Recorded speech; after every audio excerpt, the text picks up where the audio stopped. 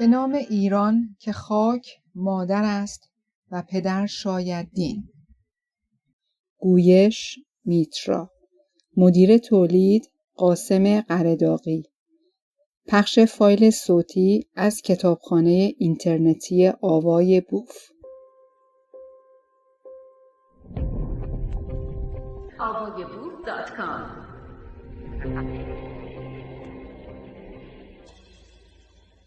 فهرست. پیشگفتار. بخش نخست مکه. بخش دوم سلمان فارسی. بخش سوم محمد. بخش چهارم تازی‌نامه. بخش پنجم تازش. جاهایی که تازیان بدان تازیدند و کشتند و بردند. جنبش‌ها و جنبشگران. منابع. پیشگفتار. چرا با اسلام مخالفم؟ این سوالی است که بسیاری از مسلمانان و اسلامگرایان مطرح می‌کنند. در باب پاسخ به این پرسش شاید بتوان کتاب‌ها نوشت و در واقع کتاب‌ها نوشته شده است، اما به صورتی بسیار چکیده و مختصر می‌توان گفت به دلیل اینکه اسلام منافع ما را در خطر انداخته است.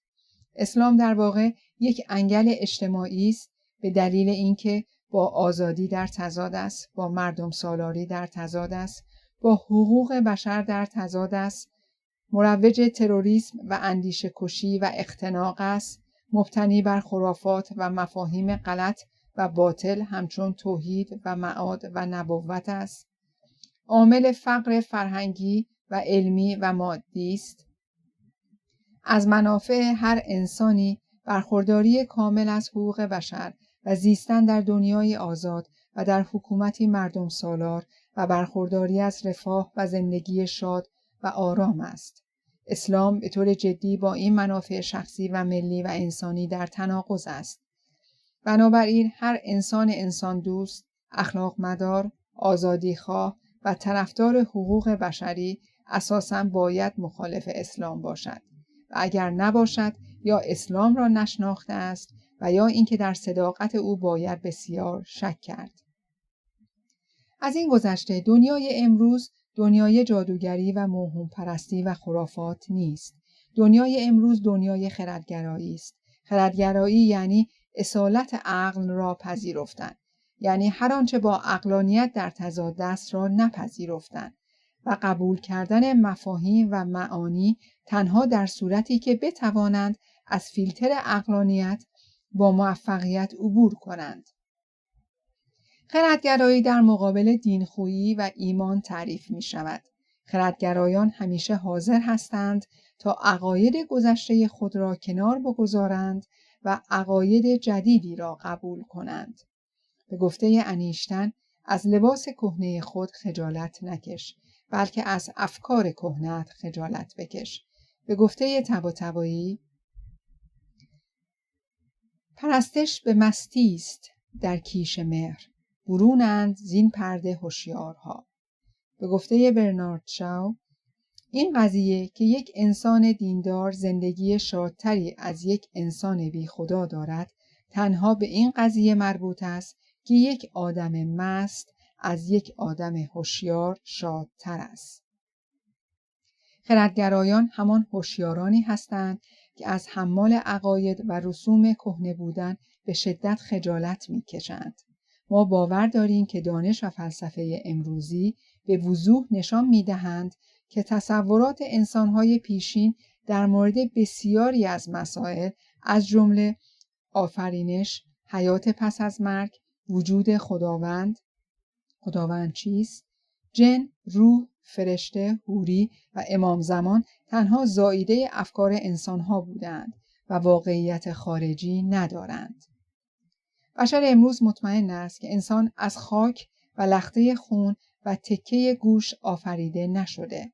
ما می‌دانیم که ادعای تازی‌نامه که انسان ابتدا به صورت کالبدی سفالین به روی زمین فرستاده شد و مدتها بر روی زمین ماند و شکل گرفت و بعد خداوند روح انسانی بدان دمید و انسان پدید آمد و سیب خورد و از جهنم اخراج شد، حرفی خرافی و افسانه کم کیفیتی که از منابع مشخص دیگر دزدی ادبی شده است، بیش نیست.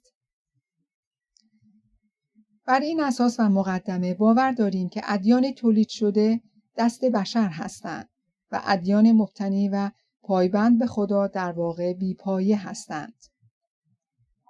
زیرا خدا نیز خرافه‌ای بیش نیست و به همین دلیل است که فلاسفه بسیاری در چند قرن اخیر بی خدا بودند و کلاً خدا از فلسفه بیرون رانده شده است و فلسفه امروز جایی برای خدا در نظر نمی گیرد.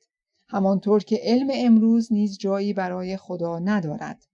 خدا از حوزه علم و فلسفه تنها به مکاتب فکری آرمانگرا و صوفی رانده شده است. بنابراین ادیان و مذاهب اساساً اشتباه و باطل و تقلبی هستند. اما چرا اسلام را باید به چالش طلبید؟ در دنیا تفکرات و مکاتب فکری اشتباه و غلط بسیار وجود دارد. در واقع برای هر انسانی تنها مکتب فکری که خود بدان تعلق فکری دارد صحیح و درست است و بقیه مکاتب که در تضاد با آن مکتب قرار می‌گیرند باطل و پوچ هستند.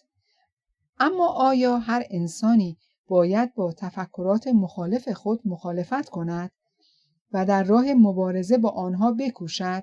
آیا همه انسان‌ها باید مثل ما فکر کنند و همه مکاتب فکری و عقاید غیر از آنچه ما بدان اعتقاد داریم باید از بین بروند؟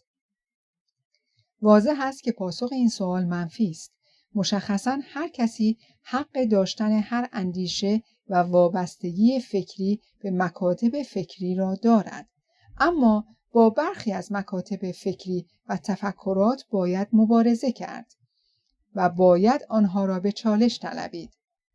آن تفکرات و مکاتب فکری همانا مکاتب فکری تمامیت خواهی هستند که حق حیات سایر مکاتب را در خود مفروض نمی دارند و شرایط آزادی اندیشه و عقیده را به سختی به تهدید می اندازند و همانا اسلام از آن دسته از مکاتب است که به شدت دگراندیش کش و آزادی ستیز است.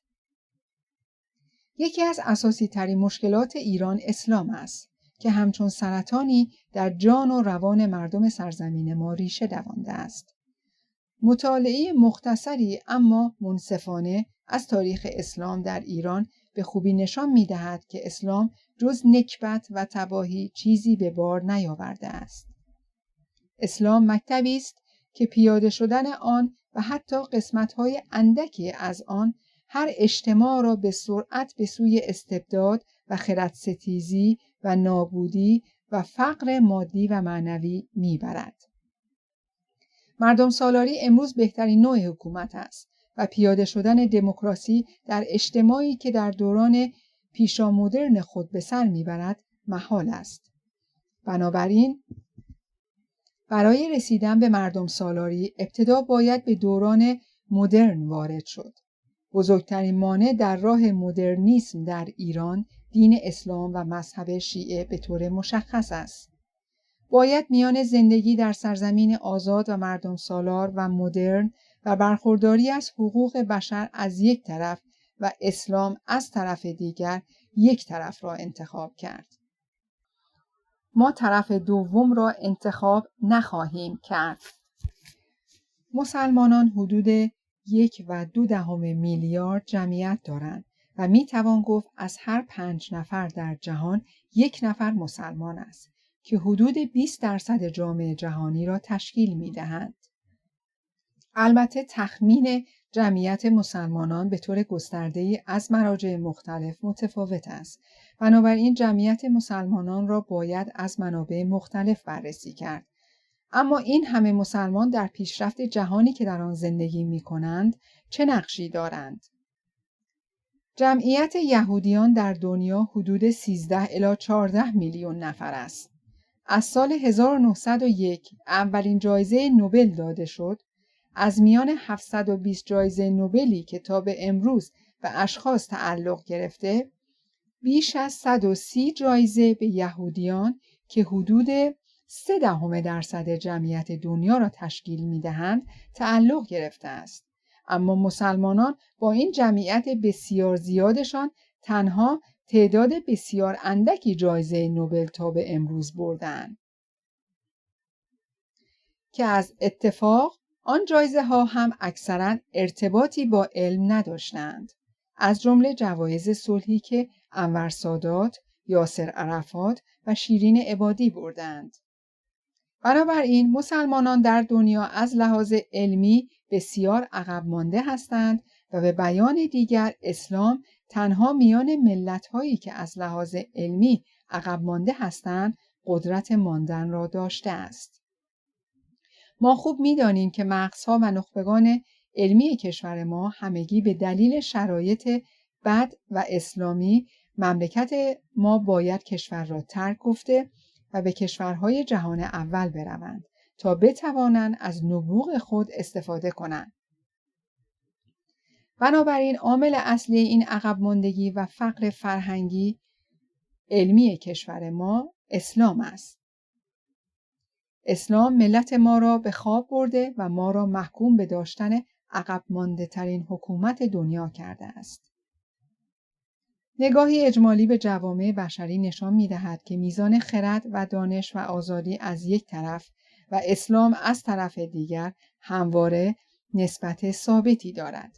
یعنی هر جا آزادی و دانش و خرد بیشتر است، اسلام کمتر است و هر جا اسلام بیشتر است، آزادی و دانش و خرد کمتر است.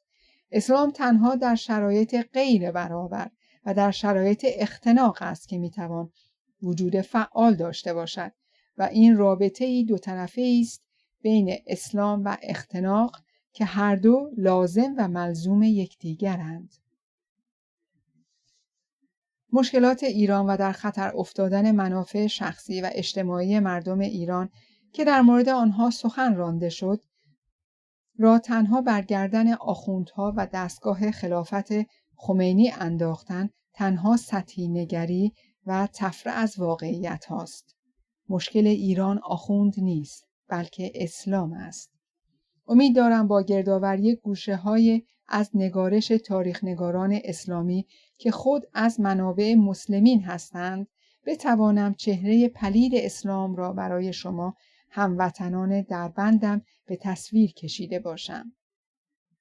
با تشکر از گروه زندیق که مطالب این کتاب حاصل زحمات این بزرگواران است. بخش نخست مکه. شهر مقدس مسلمانان کجاست؟ از جهات مختلف به این مهم خواهیم پرداخت.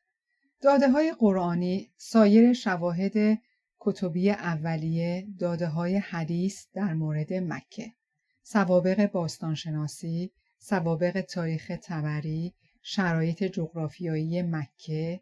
در مورد شواهد قرآنی در قرآن فقط یک بار نام مکه ذکر شده است. از طرفی قرآن میگوید که مکه در سر راه کاروانهای تجاری قرار داشته و شهری آباد بوده که به آن خواهیم پرداخت. هیچ مدرک باستانشناسی مبنی بر سکونت مکه در قرن هفتم یعنی پیدایش داستان محمد وجود ندارد. قبله و یا جهت نماز بسیاری از مساجد صدر اسلام به سمت پتراست، نه مکه. مسجد الاقصی در اورشلیم که در حدود قرن هفتم ساخته شده بود، رو به پترا بود، نه مکه. به دلیل ترس دولت عربستان سعودی از حقیقت، تمامی تحقیقات باستانشناسی در مورد مکانهای تاریخی مکه ممنوع است. از دست دادن مشروعیت. در واقع به نظر می رسد سعودی‌ها عملاً عزم خود را برای از بین بردن سوابق باستانشناسی شهر جزم کردند.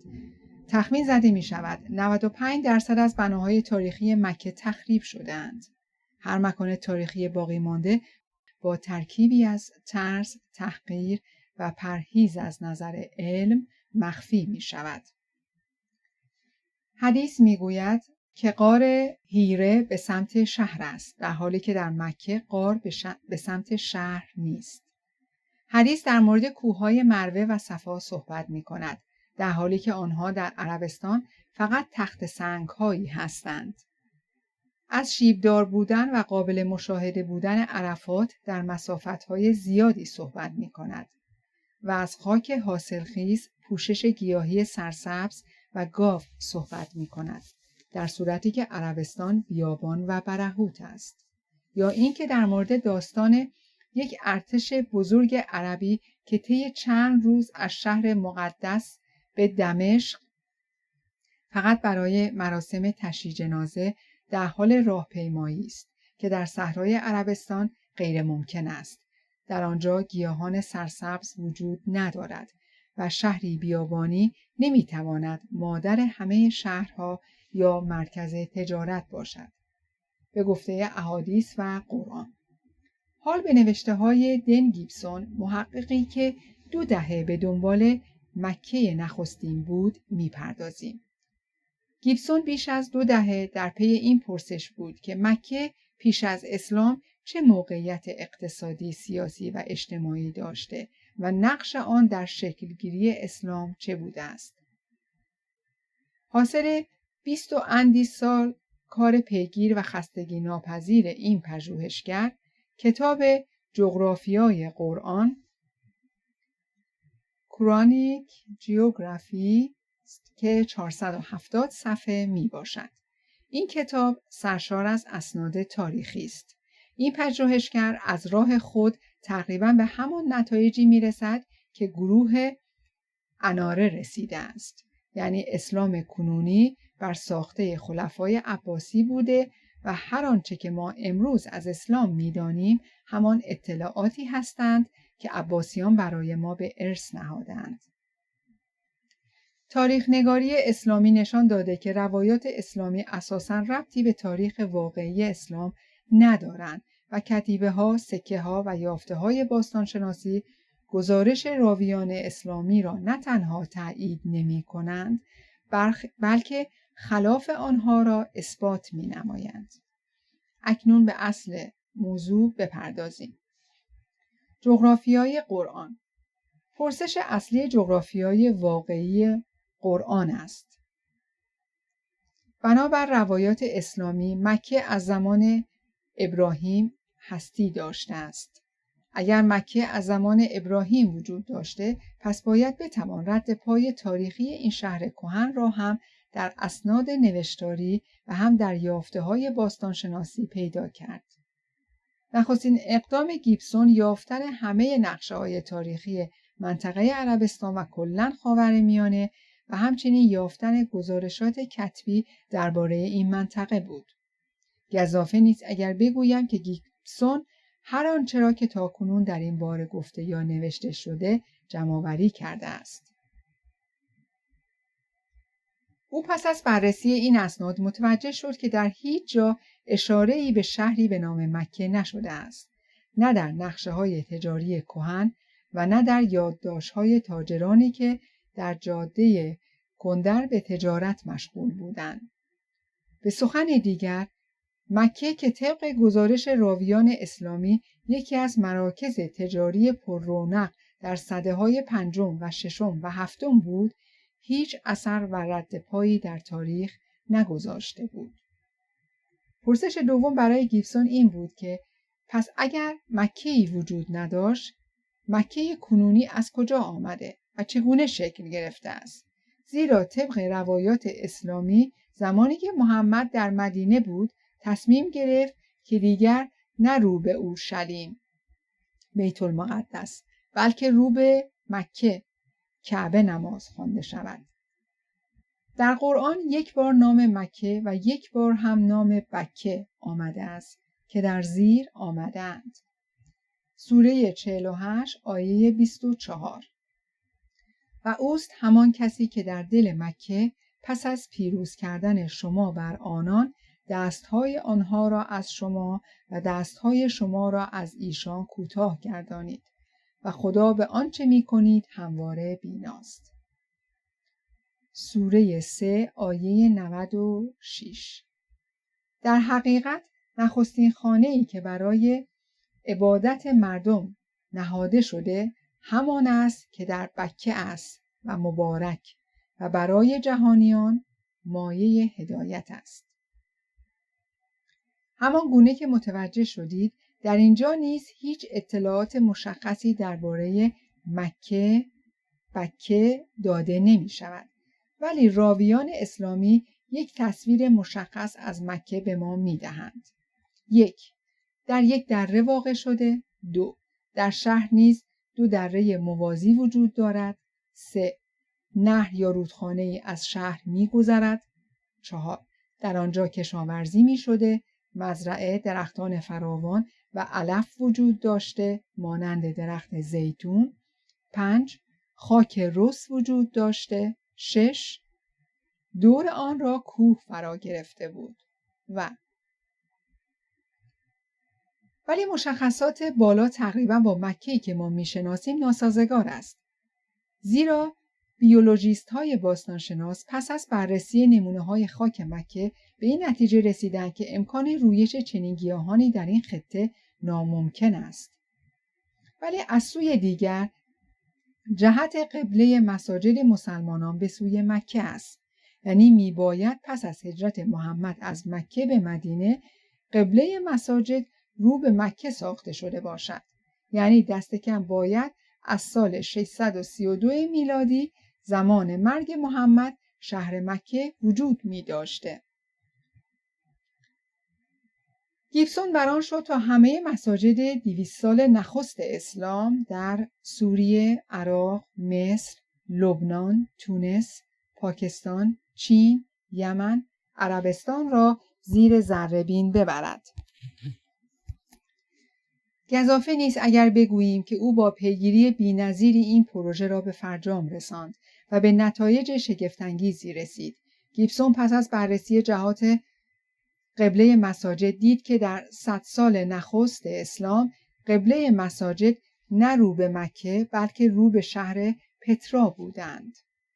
جدول زیر نتیجه پژوهش‌های گیبسون را به خوبی نشان می‌دهد.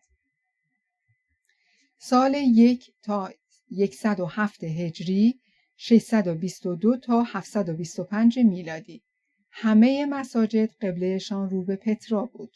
سال 107 تا 207 هجری، 725 تا 825 میلادی 12% رو به پترا، 50% رو به مکه و 38% رو به هیچ کدام. از سال 207 هجری به بعد 100% رو به مکه. برای نمونه مساجد کهنی مانند قبه الصخره در اورشلیم، مسجد بلبک در عراق، مسجد شهر واسط در عراق، مسجد صنعا در یمن، مسجد فوستات مصر، مسجد مازن در موصل، مسجد انجر لبنان، مسجد دو قبله‌ای، مسجد القبلتین در عربستان سعودی و مورد پژوهش قرار گرفتند. زمانی که گیبسون شهر پترا را مورد بررسی قرار میداد، متوجه شد که همه مشخصاتی که برای مکه گفته شده مربوط به شهر پترا می باشند. پس از این کشف بود که معانی بسیاری از آیه‌های قرآن برای پژوهشگر معنی پیدا کرد. او توانست از این طریق تمامی آنچه را که درباره مکه یا بهتر بگوییم بکه گفته شده در یک چارچوب منطقی طبقه بندی کند. رومیان این شهر را پترا نامگذاری کردند، زیرا مردم آنجا در دل کوه معابد و آشیانه‌هایی ساختند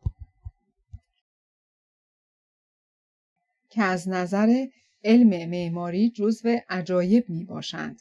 ولی مردم بومی به این شهر لقب بکه یعنی گریان، اشک‌ها دادند و علت آن هم زلزله هایی بود که در سالهای 363 و 551 میلادی در آنجا رخ داد و بخشی بزرگی از مردم آن دیار را از میان برد. در قرآن درباره قوم ثمود که ما امروز می‌دانیم نبطیان بودند آمده است. سوره 89. مگر ندانسته ای که پروردگارت با عاد چه کرد؟ 6. با امارات ستوندار ارم.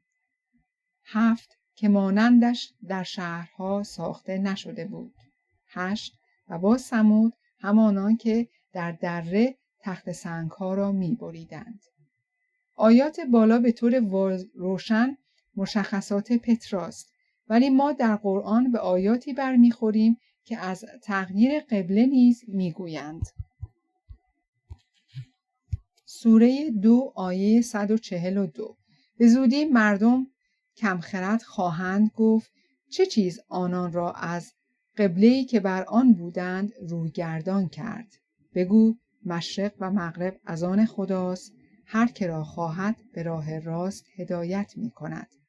در آیه بالا فقط گفته می شود که قبله تغییر کرده است، ولی نمی گوید قبله قبلی کجا بوده است. کاوش‌های گیبسون نشان می دهند که برخلاف راویان اسلامی که از اورشلیم سخن می گویند، نخستین قبله شهر پترا بکه بوده است. بهترین سند مسجد دو قبله‌ای، مسجد قبلتین در عربستان سعودی که یک قبلش رو به مکه و دیگری رو به پترا نه اورشلیم است.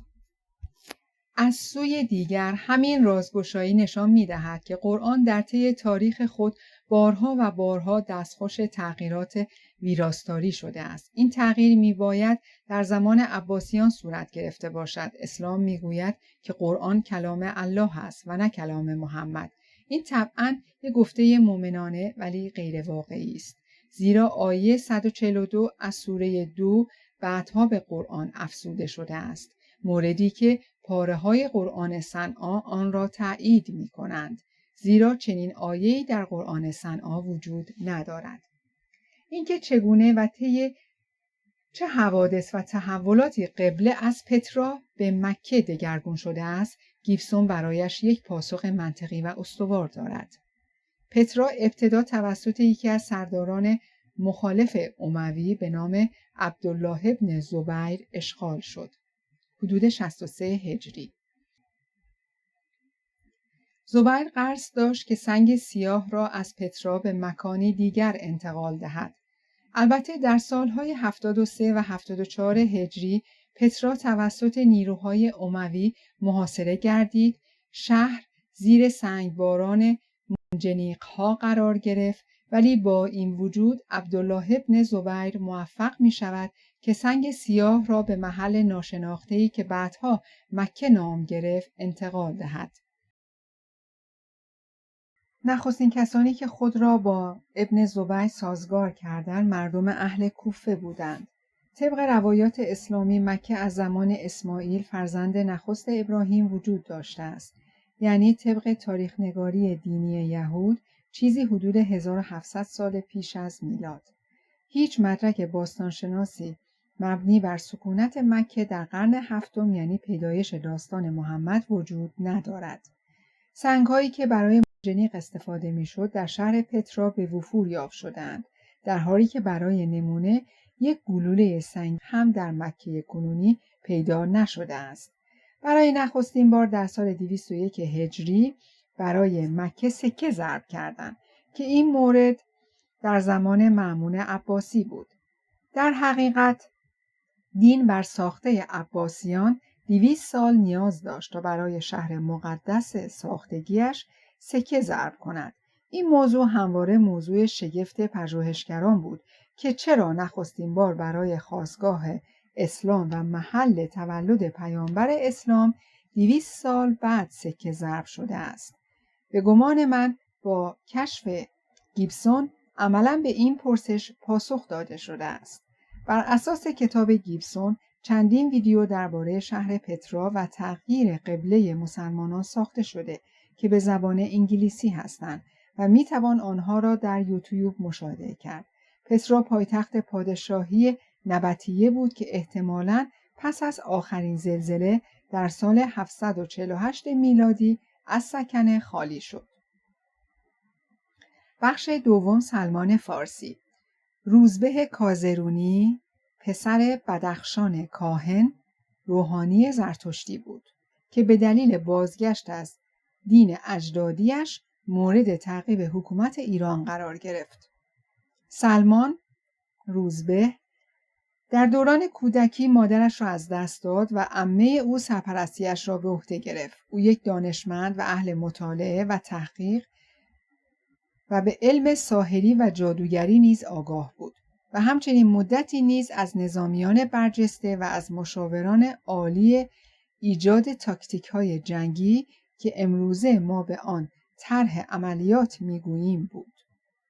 او به ابتدا به عقاید دین میترایی که دین ایرانیان پیش از زرتشت بود گرویده و سپس دین زرتشت را به تبعیت از پدرش پذیرفت.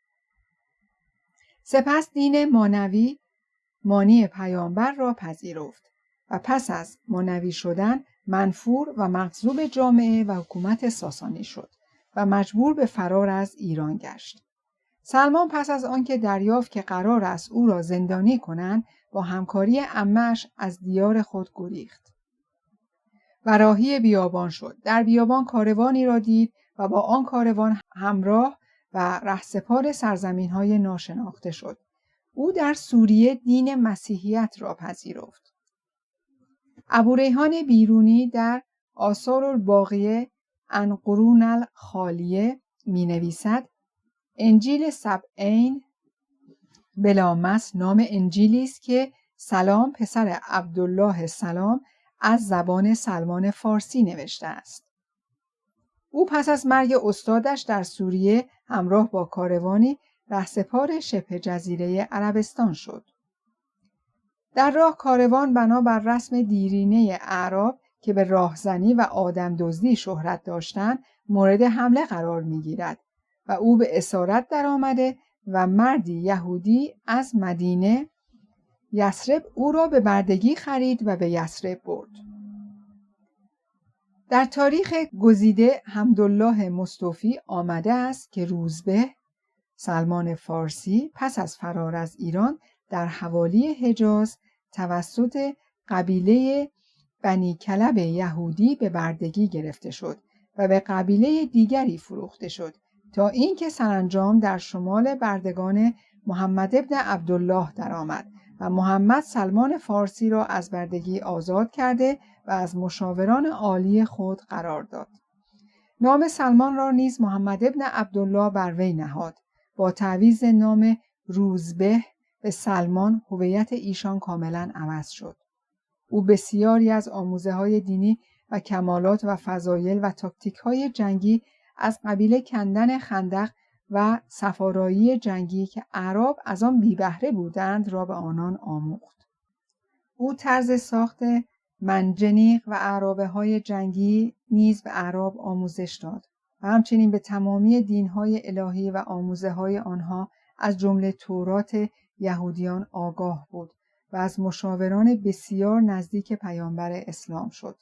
خیانت سلمان به ایران پس از فوت محمد در زمان عمر بن خطاب،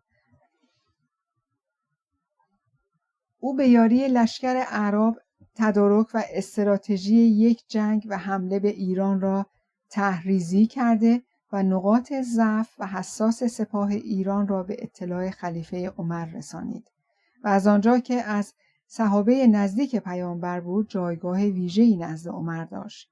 در جنگ تیسفون اعراب به راحتی بر دژ و خندق‌های شهر تیسفون فائق آمدند. پس از جنگ و بازگشودن کتابخانه‌ها سلمان عمر را از محتوای تمام کتاب‌ها آگاه ساخت و این جمله معروف از زبان عمر که در تاریخ به دفعات از آن یاد شده گفته شد که هر آنچه در این کتاب هاست یا در قرآن هست که دیگر نیازی به آن نیست یا در قرآن نیست که کفر محض است، پس همه این کتاب ها را بسوزانید. و این استدلال و منطق یک عرب بادیه نشین و جاهل توأم با خیانت سلمان باعث شد که کتاب هایی که حاصل چندین نسل تلاش و زحمت دانشمندان ایرانی بود به سادگی به تلی از خاکستر تبدیل گردد. به نقل از تاریخ طبری سلمان در جنگ‌های قادسیه و نهاوند و فتح تیسفون و مدائن فرمانده سپاه اعراب بود و از تمام نقاط ضعف و قوت سپاه ایران اطلاع داشت. اعراب که از دیدن فیل‌ها در سپاه ایران به وحشت آمده بودند، به پیشنهاد سلمان که نقطه ضعف فیل‌ها زیر شکم و خرطوم آنهاست، با سنگ به جان فیل‌های سپاه ایران افتادند و آنها را سرنگون کردند. پس از فتح مدائن، او درفش کاویانی و فرش بهارستان، فرش معروف منسوب به خسرو پرویز که تار و پودی از ابریشم و طلا و نقره داشت و مزین به جواهرات گرانبها و تاج‌های پادشاهان را که پنهان شده بود تقدیم مهاجمان کرد.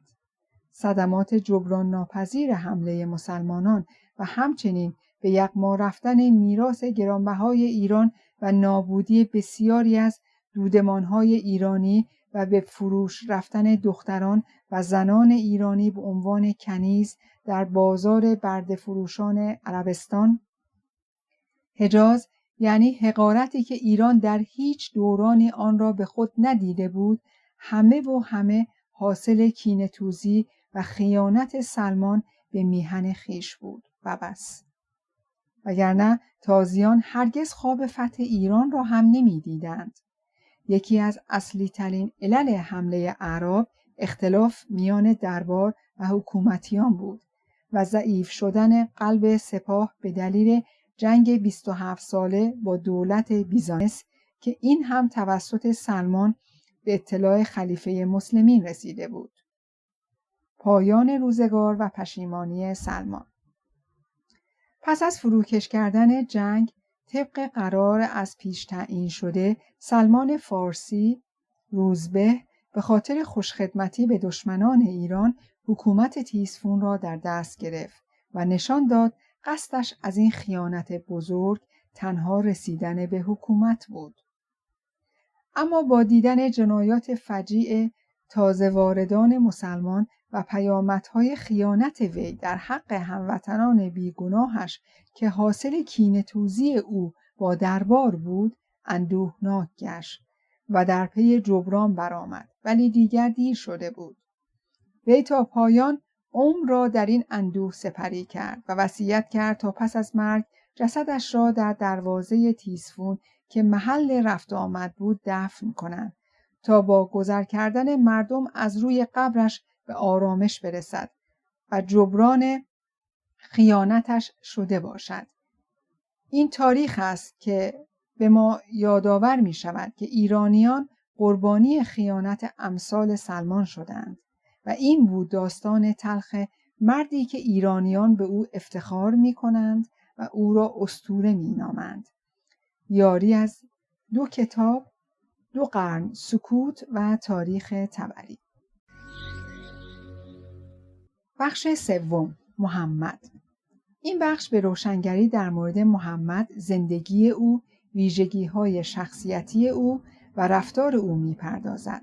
تلاش این بخش بر این است که نشان دهد محمد نه تنها دارای حقانیت نیست و از سوی خدا نیست، بلکه آنچه در تاریخ، قرآن، حدیث و سایر منابع خود مسلمانان مانده نشان می‌دهد که او حتی یک آدم خوب هم نبوده است. اگر از بیشتر آدم‌ها بخواهید لیستی از بدترین کارهایی که یک انسان می‌تواند انجام دهد تهیه کنند، می‌توان انتظار داشت که در این لیست قتل، دزدی، باجگیری، تجاوز، ترور، آزار جنسی، شکنجه، کودک آزاری، نسل کشی، خشونت، تبعیض دیده شود. شاید برای برخی کسانی که محمد را هرگز نشناختند و تنها به نسخه‌ای غیر تاریخی و دستکاری شده از محمد دسترسی داشتند، از این موضوع شگفت زده شوند، ولی محمد پیامبر اسلام به تمامی این کارها دست زده است. محمد و دشمنانش. همه آدم‌ها می‌توانند در مواقع عادی خوب باشند، اما باطن و واقعیت آدم‌ها در رفتارشان با مخالفان و دشمنانشان جلوه می‌کند. محمد برای از میان برداشتن فیزیکی دشمنانش از تمام توان و ابزارهای خود استفاده کرد. او دستور ترور شبانه و مخفیانه دشمنان شخصیش را صادر کرد. دست به نسل کشی وحشیانه اقوام بومی زد که حاضر به پذیرفتن پیامبریش نشدند. بارها دستور جدا کردن سر از تن انسانها را داد. شاهد کشته شدن مردان و به بردگی و کنیزی در آمدن زنان بود و مشتی آدمکش و جنایت پیشه را که پیش از اسلام نیز قتل و غارت شهرتشان بود برای غارت و چپاول عربستان و در نهایت بقیه دنیا دور خود گرد آورد. این بخش به بررسی رفتار محمد با دشمنانش اختصاص دارد. محمد با مخالفان خود بسیار غیر منصفانه، غیر انسانی و زشت برخورد می کرده است. این بخش اسنادی را ارائه می دهد که چهره‌ای دشخو اما واقعاً تاریخی از محمد را نشان می دهند که برای آنهایی که محمد را تنها از نزدیکان و منابع و شیرین سخنی ها آموختند بسیار شگفت‌انگیز و نو است. بخش نخست رفتار محمد با دشمنانش در بعد فردی را نشان می دهد که سرشار از ترور و خشونت است. بخش دوم نشان دهنده رفتار محمد با خرد اجتماعات و قبایلی است که پیامبری او را به دلیل کارهایش یا سخنانش نپذیرفته بودند و دین محمد را منطقی یا مقبول نیافته بودند. تاریخ اسلام نشان می‌دهد که محمد یک تروریست و یک نسل کش بوده. در صورتی که خود یک انسان درنده‌خو و جانی نباشد، چگونه می‌تواند چنین رفتارهایی را بپذیرد؟ زندگی و رفتار محمد نه تنها شبیه یک فردی که شایسته پیروی باشد نیست، بلکه نامش را باید در کنار هیتلر، استالین و دیگر آدمکشان بزرگ تاریخ قرار داد. محمد و ترور دشمنان شخصیش. سیاهی از زنان و مردانی که محمد شخصاً دستور قتل آنها را صادر می کند. بسیاری از آنها به طور پنهانی با شکنجه و به سختی کشته می شوند. هدف محمد از این قتلها ساکت کردن مخالفان خود، پیروزی بر دشمنان خود و درمان کینه‌های عمیق خود نسبت به منتقدین بوده است. در مورد هر یک از این افراد سابقه زندگی آنها، نحوه برخورد محمد و آدمکشانش با آنها و شیوه قتل با جزئیات از مهمترین منابع تاریخی آورده شده است. این نوشتارها اثبات می کنند محمد برای رسیدن به اهدافش از شکنجه و ترور ابایی نداشت. در میان این قتل‌ها واقعیت‌های بسیار مهم و جالبی در مورد شخصیت خود محمد و خونخواری او به چشم می‌خورد. این دشمنان بسیار آدم‌های متفاوتی بودند، هم زنان، هم مردان، هم پیر، هم جوان، هم بزرگان و افراد مشهور، هم افراد عادی، هم کسانی که هرگز پیامبری او را نپذیرفتند، هم کسانی که قبلا با او همدست بودند اما دروغین بودن پیامبری او را دریافته بودند و هم کسانی که همچنان مسلمان بودند. محمد در این آزمایش کاملا شکست می‌خورد. او با بدترین شکل ممکن با دشمنانش برخورد کرده است. قرآن سوره الفتح 48 آیه 29. محمد پیامبر خدا و کسانی که با او هستند بر کافران سختگیرند و با یکدیگر مهربان. در قرآن می‌خوانیم که محمد و هوادارانش با مخالفان خود سختگیرانه و شدید برخورد می‌کنند و با یکدیگر مهربان و این خود نمایانگر فاشیسم و دگرستیزی در بینش اسلامی است. در این بخش می‌آموزیم که این شدت و درشتی چگونه بود و چگونه محمد با ترور و قتل دشمنانش و اخلاقی و قانونی کردن آنها تا ابد جامعه اسلامگرایان را برای مخالفان این اندیشه ناامن کرد و بر پیکره عدالت زخم زد. نام این افراد در گوشه‌هایی از تاریخ پنهان است، اما اسلامگرایان وقتی می‌خواهند کسی را بکشند، آنها را برای نمونه به خود یادآوری می‌کنند تا با وجدان و خیال راحت همچون پیامبرشان دست به آدمکشی بزنند. از این روز که نمونه‌های متعددی از این نوع قتل‌ها و ترورها را از زمان محمد تا امروز می‌بینیم. برخی از این ترورها خوشبختانه موفق نبودند، اما محمد همچنان به دلیل صادر کردن دستور آنها گنهکار و محکوم و یک تروریست است.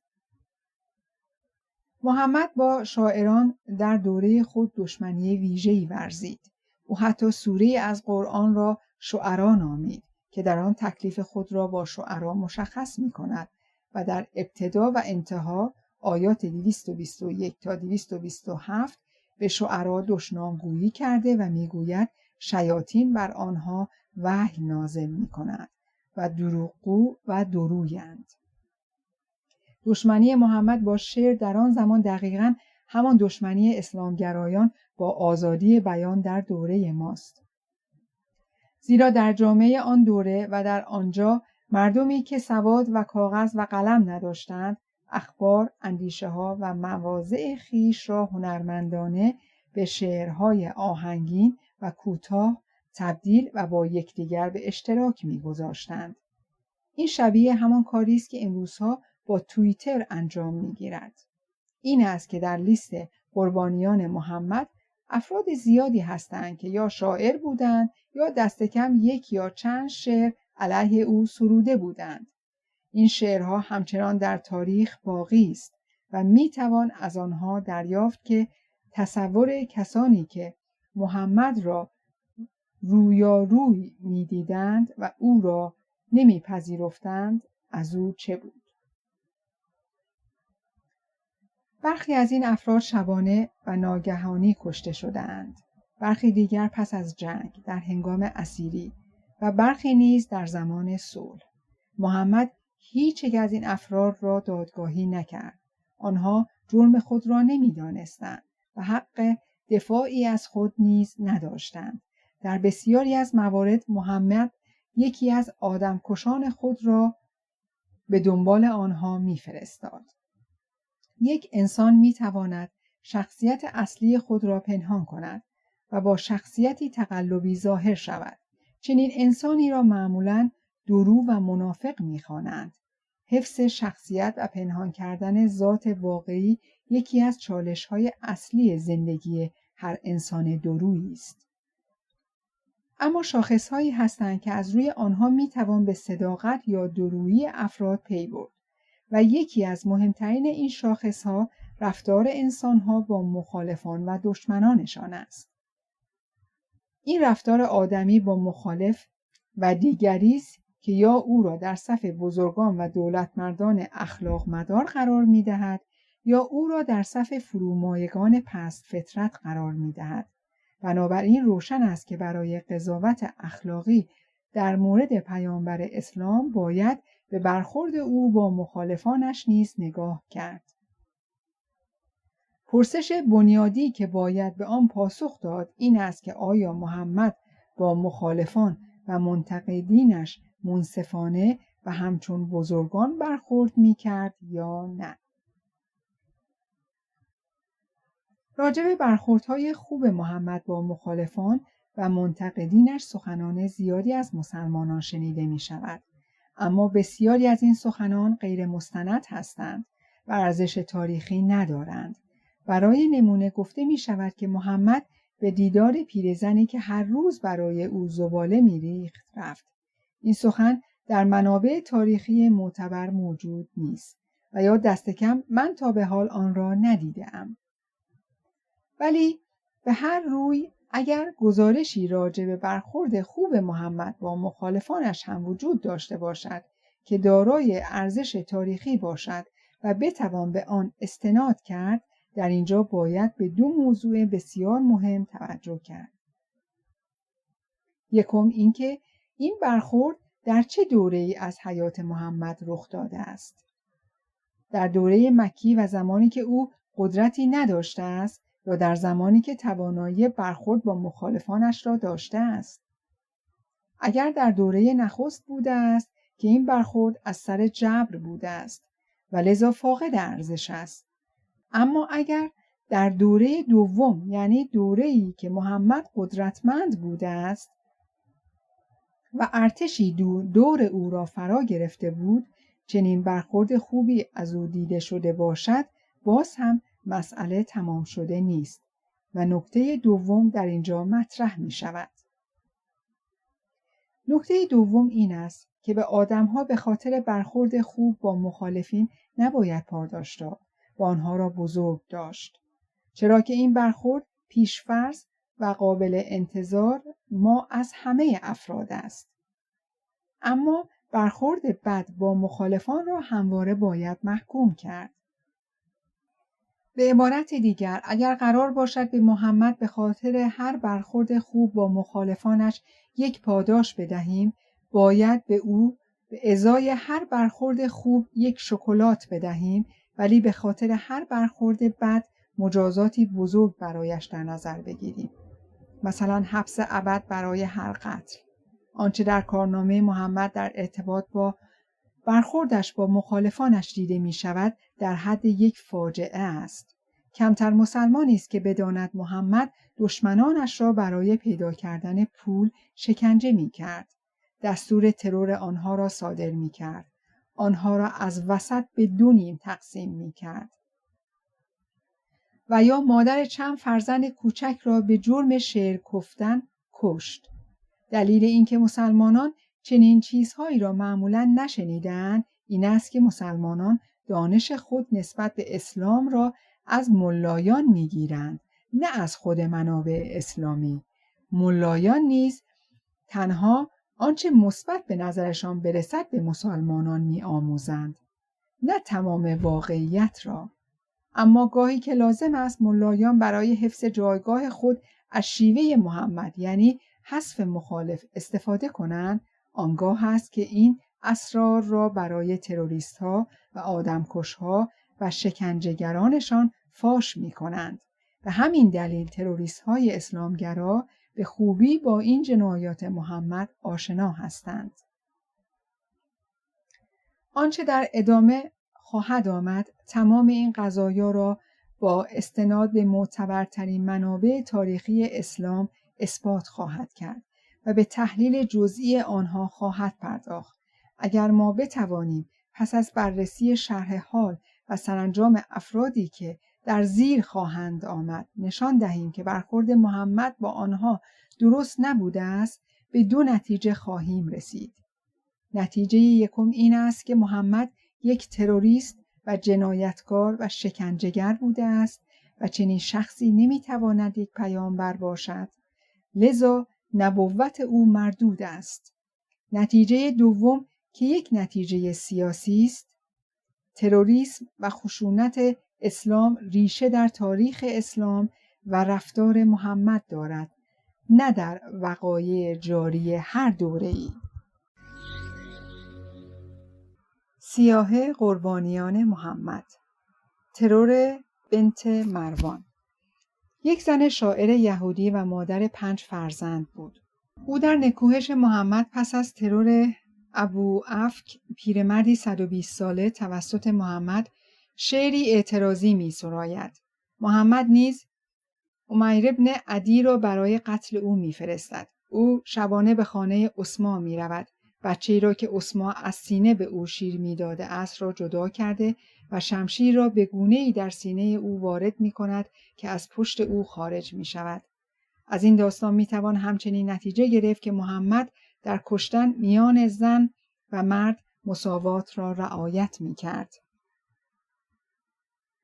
سهم عبدالله بن سعد بن ابی سرح در نوشتن قرآن از جالب‌ترین اتفاقهای تاریخ اسلام این است که شخصی به نام ابی سرح که از کاتبان وحی بوده است، گاهی وحی را تغییر می داده است و می نوشته است و پیامبر با این کار او مخالفتی نمی کرده است. او بعدها فهمید که به نوعی نقش ویرایشگر متن‌های خداوند را بازی می کرده است و چون خود بخشی از قرآن را دستکاری کرده بود، به دروغین بودن پیامبری محمد آگاه می شود. او خیانت می کند و از مدینه به مکه می رود. او یکی از افرادی است که محمد پس از فتح مکه دستور قتل آنها را صادر می کند. محمد بسیار مشتاق از میان برداشتن او بود، ولی به دلیل مسخره‌ای که پیامبران با اشاره نمی کشند، سرانجام او را نمی کشد. قتل کنعان ابن ربیع. کنعان رهبر قبیله یهودی خیبر بود. محمد پس از شکست از او می‌خواهد که محل پنهان شدن گنج‌های قومش را نشان دهد. محمد این کار را با شکنجه کردن او انجام می‌دهد. او زیر شکنجه نیز حاضر به همدستی با محمد نمی‌شود. محمد او را می‌کشد. شخص دیگری جای گنج را به محمد و دزدان نشان می‌دهد. محمد گنج را یافته، سپس همان شب زن او صفیه را به همسری خود درآورده با او همبستر می شود.